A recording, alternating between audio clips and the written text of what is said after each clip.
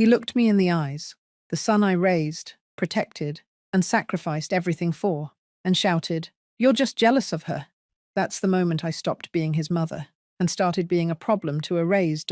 My name is Linda, and this is the story of how I was betrayed, silenced, and erased until I wasn't. Stay with me, and you'll see how silence spoke louder than blood, and how truth found its voice in the end. I found out about their anniversary dinner from Facebook. A photo popped up while I was scrolling absent-mindedly through my phone. A smiling Mark in a navy button-down, standing beside Samantha in a glittery gold dress, both of them surrounded by friends, laughter, clinking glasses. The caption read, "4 years down, forever to go, anniversary dinner." I stared at it for a long time, not because I was angry, but because I wasn't surprised. I hadn't been invited, not even a courtesy text. My hands trembled a little as I set the phone down. In that moment, the silence around me screamed. The kettle on the stove whistled low, but it was the kind of silence that presses on your chest, the kind that makes the walls feel closer than they should. Mark was my only child. I raised him alone after his father passed when Mark was just 6. I worked 3 jobs at one point, nights at the diner, weekends doing clerical work, and a midweek shift folding laundry at the care home. Every penny I earned went toward keeping our small apartment warm, his lunchbox full, and his heart safe from the weight of loss. I was both mother and father, and I never once asked for anything in return. But these days, I barely recognized the man I'd raised.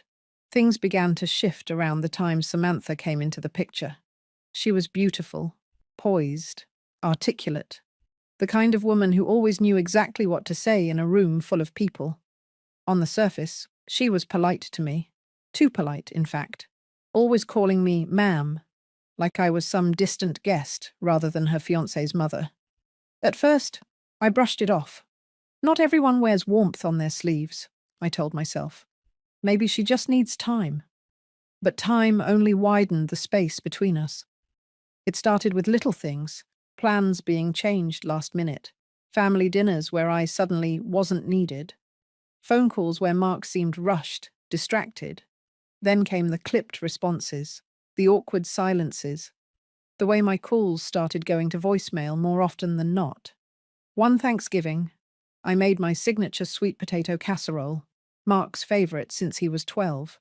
I showed up at their house, dish in hand, heart open. Samantha answered the door with a surprised look. "Oh, I thought we told you we cancelled dinner. We're doing something private this year." Mark stood behind her but didn't say a word, just looked at me, and then looked away. I went home and ate that casserole alone. But it wasn't until a few months ago that I knew for sure. Knew that this wasn't just awkwardness or growing pains. It was deliberate. That was the day I received a text from Samantha.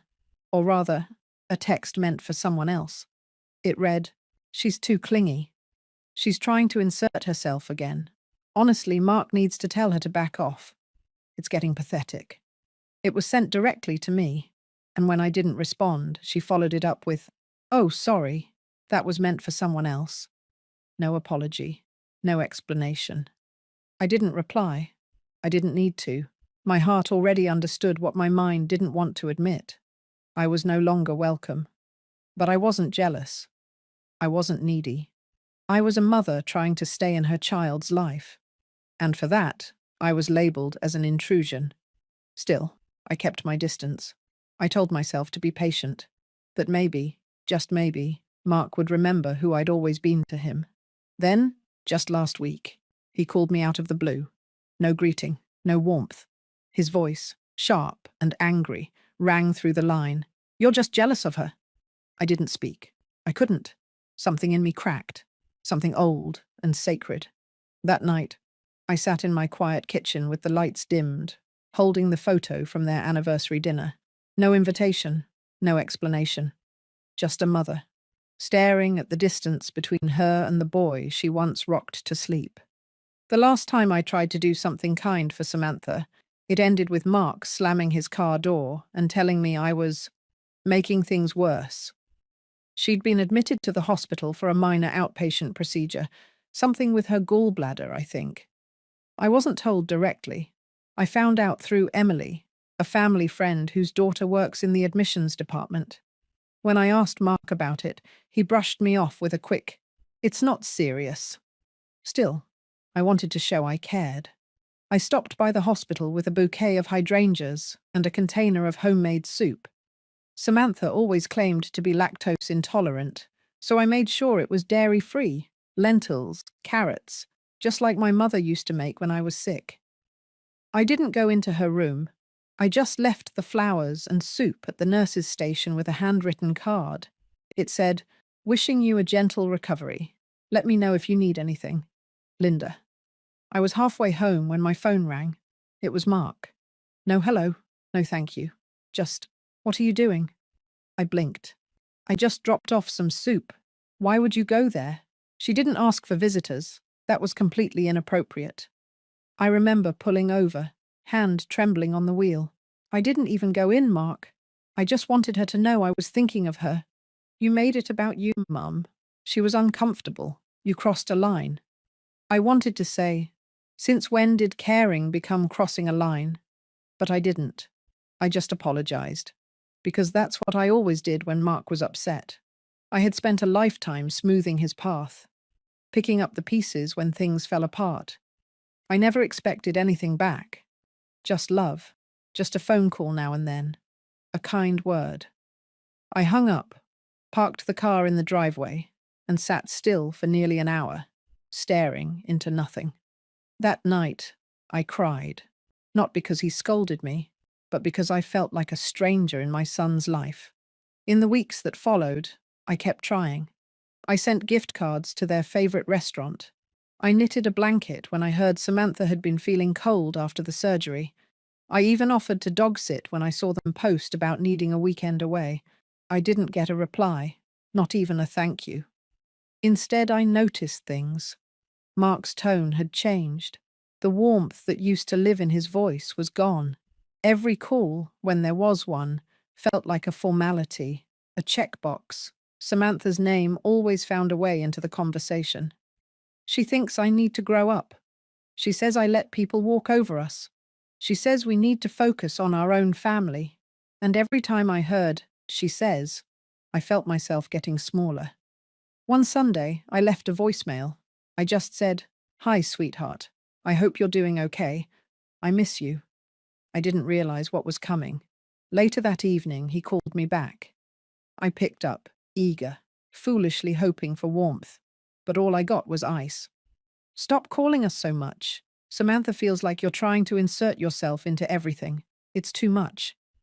I felt the sting of shame crawl up my chest. "I didn't mean to—" "You're just jealous of her," he snapped, louder this time. "You can't stand that she's the woman in my life now." My lips parted, but no words came out.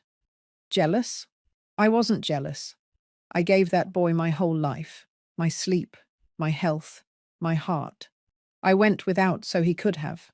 I clapped the loudest at every school play, sat with him through every heartbreak, and celebrated his every win, even the ones he didn't share with me. And now? Now I was reduced to a jealous woman, a threat, an obstacle. I hung up that night without a word. The silence wasn't cowardice. It was something deeper. It was grief. The kind of grief you feel when someone dies, but they're still walking around. The knock came on a Wednesday afternoon. I was folding laundry in the living room, fresh towels, some kitchen rags, nothing dramatic. The house was silent, except for the hum of the dryer. When I heard the knock, I thought it might be a delivery. But when I opened the door, 2 uniformed police officers stood on my porch. "Ma'am, are you Linda Carter?"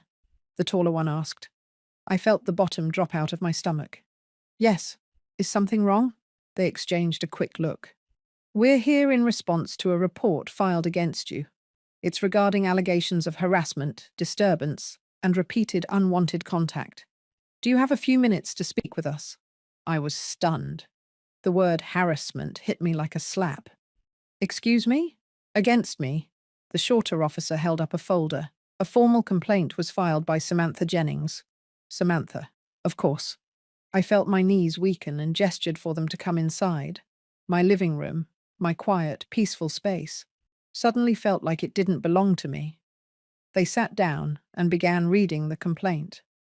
According to Samantha, I had repeatedly shown up unannounced, banged on windows late at night, sent over 40 text messages in 1 month, and, worst of all, threatened her safety and well-being. I blinked. My mouth went dry. "That's not true," I whispered. "None of that is true." The officers remained neutral, but one of them asked gently, "Do you have any contact logs or evidence that could help clarify things?" I nodded slowly. "I do. I don't send dozens of texts. I've only reached out a few times in the last few weeks.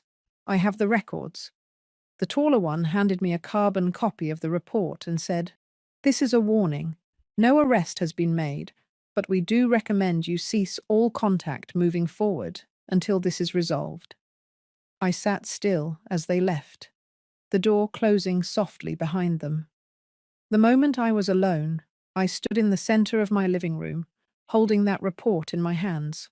My name, in black ink, accused. I read through it again, each line more surreal than the last. There were entire scenarios she had created, things that never happened, dates I wasn't even in town, alleged phone calls I never made, screenshots of messages that had clearly been doctored. I never called her names, never made threats. I couldn't breathe.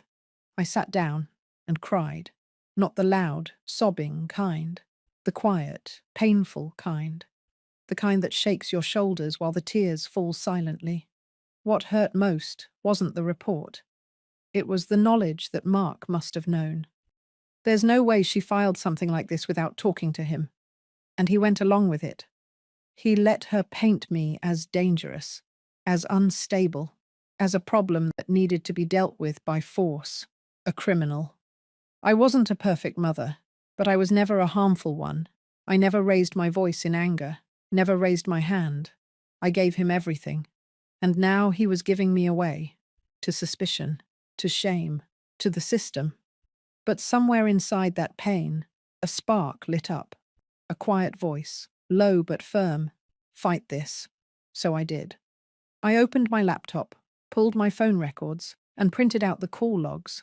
Only 5 calls in 6 weeks.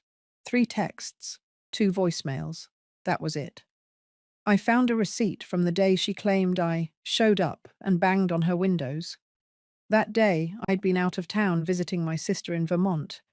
I even had gas station receipts and a time-stamped photo of me and my niece at a local cafe.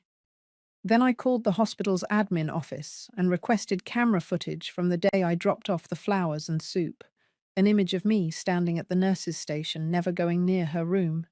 Piece by piece, I started building something I hadn't needed in 65 years. A defense, not just for my name, but for my motherhood, and for the truth. After the officers left and I held that police report in my hands, something inside me went still.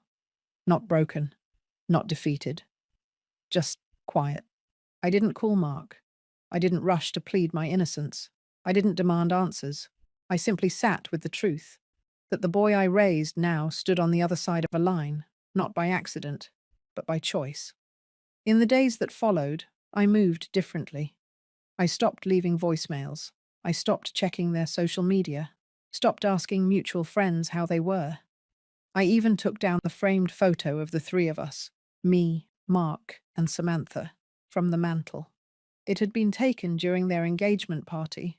I remembered how I bought Samantha a sapphire bracelet that night, wanting her to feel welcomed. I remembered how she smiled at me and said, "You really didn't have to do this." Looking back, I hear the subtext more clearly now. I packed the photo into a drawer and turned my attention to what mattered, defending myself, quietly, carefully. I went to the police station on a Friday afternoon and asked to speak to the officer listed in the report. He remembered me. He raised his eyebrows slightly when I handed over my file, phone records, time-stamped photos, travel receipts, hospital documentation, everything marked, everything clean. He flipped through the papers and said, "You were in Vermont the day she claimed you were outside their home." I nodded. You can call the cafe. My niece manages it. She took the photo. He leaned back slowly in his chair. This is detailed. I met his eyes. Because I've been called a liar. And I'm not. He didn't say much after that. Just nodded and said they would escalate it for review. That false claims, especially those involving law enforcement, weren't taken lightly. I walked out of that building lighter than I'd felt in months. Not because it was over, but because I had done something for myself, for once. I spent the next few weeks in solitude. Not isolation, just intentional quiet. I cooked my meals, watered my plants, watched old films I loved. I crocheted a blanket for my neighbor's newborn granddaughter.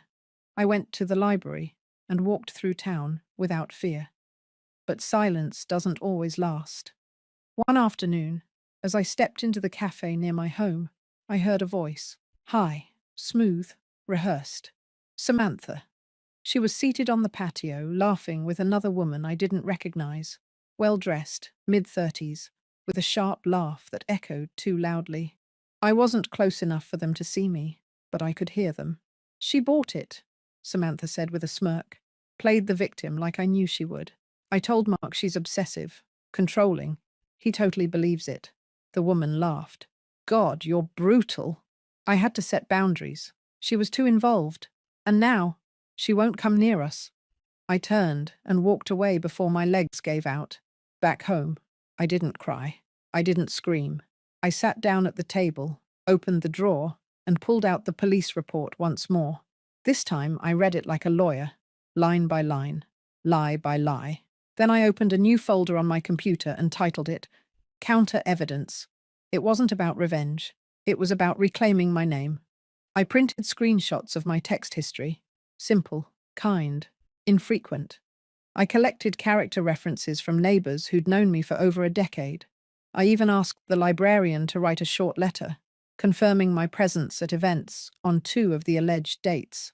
I didn't share this with anyone. I didn't post about it. I didn't gossip. I didn't even tell my sister. Because something deeper than anger was guiding me. Dignity. You see, when someone paints you as hysterical, the most powerful thing you can do is be still. Still and prepared. And that's what I was. Prepared. It was a Tuesday afternoon when I heard the car pull into my driveway. I wasn't expecting anyone. I wasn't dressed for company. Just an old sweater, house shoes, and my hair pinned back loosely. I looked out the window through the kitchen curtains. It was Mark. He was already out of the car, slamming the door shut harder than necessary, walking fast toward the house. I knew that walk. I'd seen it before, when he got a bad grade in middle school, when his first girlfriend broke up with him. But this time, it wasn't shame in his eyes. It was fury. I opened the door before he could knock. Are you happy now? He snapped, not even stepping inside. She's in tears, Mum. You're escalating things when she's already overwhelmed. I blinked. Excuse me? You went to the police, he shouted. You had no right to turn this into some kind of investigation. Samantha is scared. She said you're obsessed, that you're trying to ruin our lives. The words didn't sting this time. They echoed, hollow and predictable. I stepped aside. Come in. He paused, thrown off by the calmness in my voice. Then he walked in, still radiating heat. I closed the door gently behind him and said, Sit. He didn't. He stood in the middle of the living room like a storm waiting to break something. I didn't try to explain. I didn't raise my voice. I just walked over to the drawer beneath the bookshelf, pulled out a thick envelope, and held it out to him. What's this? He said, eyeing it with suspicion. Proof, I said softly. Since the truth has become negotiable in your house. He snatched the envelope, ripped it open, and began skimming. First, the printout of the police report Samantha had filed against me, word for word, lie for lie. Then stapled beneath it, my counter-evidence, timestamps, call logs, hospital footage stills, cafe receipts, character statements. He stopped flipping after the 3rd page. His eyes flicked up to me, just for a second. His face looked less angry, but not yet remorseful. This doesn't mean anything, he said, but his voice lacked conviction. You probably edited this. I raised an eyebrow. I printed it directly from my phone bill and the hospital records. You can verify every piece. He opened his mouth, but said nothing. I continued, Mark, I didn't file this out of spite. I filed it because someone lied under oath about me. And you let it happen. He looked away. I stepped closer.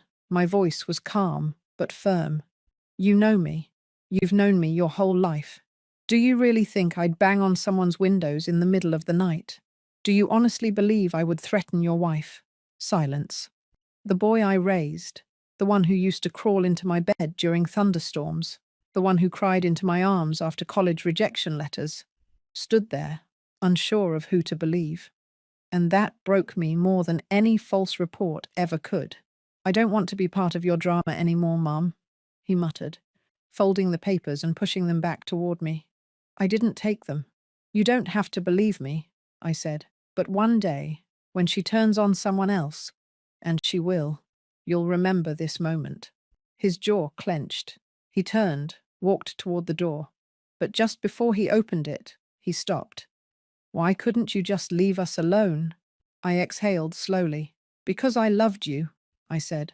Because I believed that somewhere beneath the fog she's wrapped you in, the real you might still exist. He didn't respond. He opened the door and left. No slam this time, just silence. As I stood alone in the living room, the evidence still sitting on the table untouched, I realized something. He hadn't defended her. Not once. He'd yelled. He'd denied. But not once did he look me in the eye and say she was right. And that was the first crack. For a week, I heard nothing. Not from Mark. Not from Samantha. Not from anyone. But silence, I've learned, is rarely still. It moves under the surface, spreading like ripples on a quiet lake. I went about my life. I volunteered at the library again, something I'd stopped doing months ago when I felt too hollow to be around people. I returned books I'd long forgotten were due. I even picked up a memoir by a woman who lost her family to lies and rebuilt herself from scratch. Then, on a Thursday morning, I got a call. The number was unfamiliar, but the voice was unmistakable. Mrs. Carter, my name is Denise Walker. I used to work with Samantha. I sat down. Yes? I hope I'm not overstepping, but I saw something online. A post you shared about false accusations and how quiet women are often misread. It resonated with me because Samantha did something similar to my aunt. My breath caught. She convinced her husband that his family was toxic, that they were controlling and dangerous. She filed a restraining order against his sister based on lies, and years later admitted it. I lost contact with my aunt for 6 years because of Samantha's story. She paused. I just wanted to say, what you're going through, you're not crazy. She's done this before, and she's good at it. I thanked her, kindly, calmly. But after I hung up, I sat in stunned silence. It wasn't just me. This was a pattern, a method. Samantha wasn't acting out of pain or fear. She was acting out of control, power, testing how far she could push people before they broke or disappeared. Later that day, I received a call from the officer handling my report. We've completed our review, he said. Given the strength of your evidence, we're formally closing the case. You'll receive written confirmation. And just for your peace of mind, we've flagged the original complaint as potentially falsified. He paused. You handled this with more grace than most. That meant more to me than I expected. I didn't cry. I didn't scream. I simply whispered, thank you. Because the truth didn't need to be loud. It just needed to exist. Word traveled quietly from there. Emily, our family friend, stopped by one afternoon with banana bread and curiosity. I ran into Mark at the pharmacy, she said, eyes cautious. He looked different, hollow, like someone who'd just been told something they couldn't unhear. I didn't pry, because by then I had learned something valuable. When people choose lies over love, they have to sit with the weight of that choice, alone. It wasn't my job to save him from that anymore. Still, part of me wondered, had he finally seen the papers for what they were? Had he checked the timestamps, the receipts, the reports? Or had Samantha finally slipped and gone too far? I got my answer the following week. My niece, who still followed Samantha on social media, forwarded me a post. Sometimes toxic people pretend to be the victim. Protect your peace. Distance is healing. The caption was vague, but the tone was familiar. Mark hadn't liked it. He hadn't commented either. But a few hours later, it was deleted. The same day, I received a message on my answering machine. His voice, hesitant, quieter than I'd ever heard it. Hi, Mum. I know we haven't talked. I'm starting to realize I might have been wrong about a few things. I miss you. That was all he said.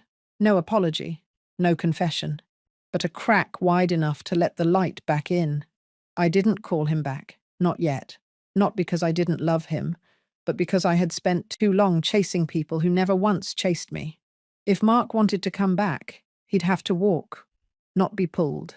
It was early evening when I saw him. The sun was just beginning to sink, casting long shadows across the lawn.